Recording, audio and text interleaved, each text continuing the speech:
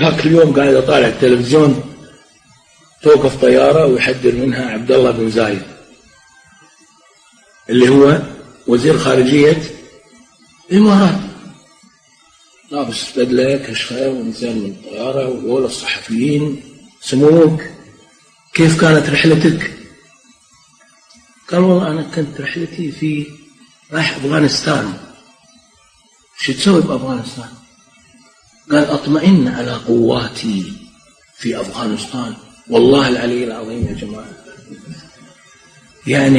يعني متصور نفسه رامسفيلد، يعني فهمت كيف؟ دون رامسفيلد لما يقول قواتي، والله يا أخي قواتك أنت أمريكا، يعني مين قدك، صح ولا لا؟ بس عبد الله بن زايد لا، العيال كبرت صحيح. بعدين انت كوجا مرحبا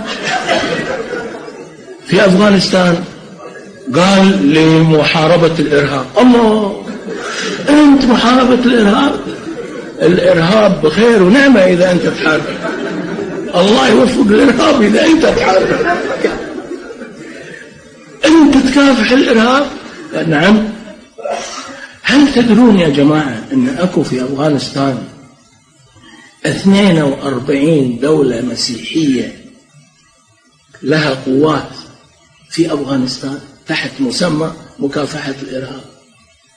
هل تعلمون أن الولايات المتحدة وبريطانيا وغيرها من الدول العظمى الكبيرة متورطة في أفغانستان، تريد الخروج من أفغانستان لكنها تبحث عن مخرج؟ طب أنت يا عبد الله بن زايد شكو أنت تروح وتدز قوات عسكرية، حاملات جنود، دبابات؟ تخيل يا أخي، إذا عندك فائض قوة، جزرك محتلتها إيران، صح ولا لا؟